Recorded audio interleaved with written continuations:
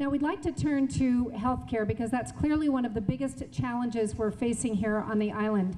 Our island hospitals have insufficient funds and we have a shortage of physicians. What, if anything, do you as mayor intend to do to address this situation? Mr. Pelago, 2 minutes to tell us how you feel about this. Healthcare is our responsibility. I have monthly meetings with Dr. Josh Green and Dr. Sonny Henyo. And we drew up the 5-point medical plan that's presented by Dr. Green for health and medical services to our island.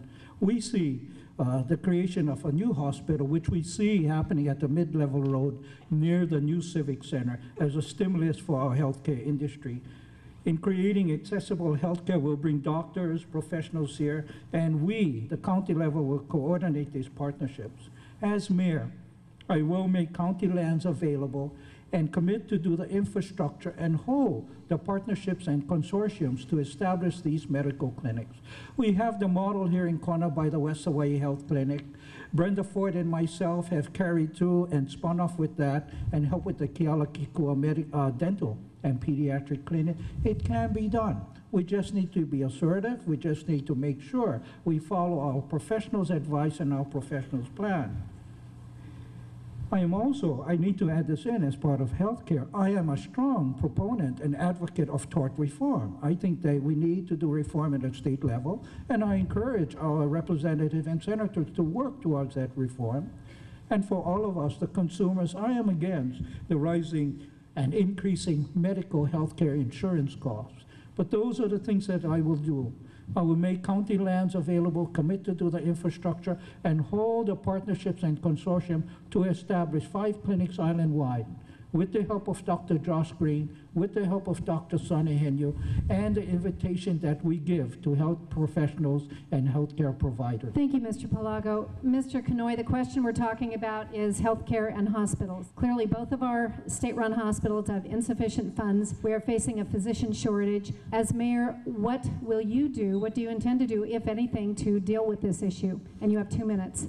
Okay, you've identified the problem. The Hawaii Health Systems Corporations, or HHSC, has projected a $62 million shortfall. So at the time when we should be expanding healthcare programs and services, we're actually cutting back.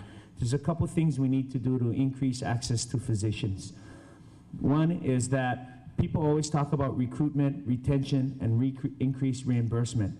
But we've worked with HMSA and federal government, our congressional delegation, to establish a Hawaii Island Rural Residency Program, which would allow physicians upon graduation from John A. Burns School of Medicine to conduct their residency on Hawaii Island.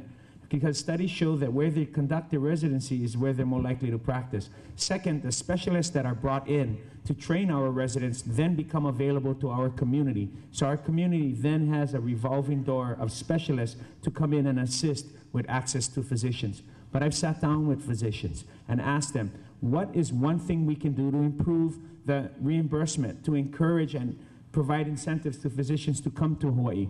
And one is the Frontier Medical Act. Alaska is the only state in the country that has this provision, and the reason they have it is because they have a large geographical area, small population, poor infrastructure, and limited physicians. And what they do is they have 20 to 30% increased reimbursements for Medicare and Medicaid. Now, Hawaii also has a large geographical area, poor infrastructure, and with the collapse of Aloha, have anyone from Hawaii, Maui, or Kauai get to Honolulu for specialists and services with only one airline. So we lack the infrastructure and we lack access to physicians. Now with the change in provision in one amendment to one law, our physicians in Hawaii can also avail themselves of that 20 to 30% increased reimbursement. What we also need is long-term care options in our community, and that's where the county comes in, because we can encourage, provide incentives, tax breaks, expedited permitting to expand long-term care options in our community. The state of Hawaii loses $110 million a year because of... Thank you. Thank you so much, Mr. Kanoy.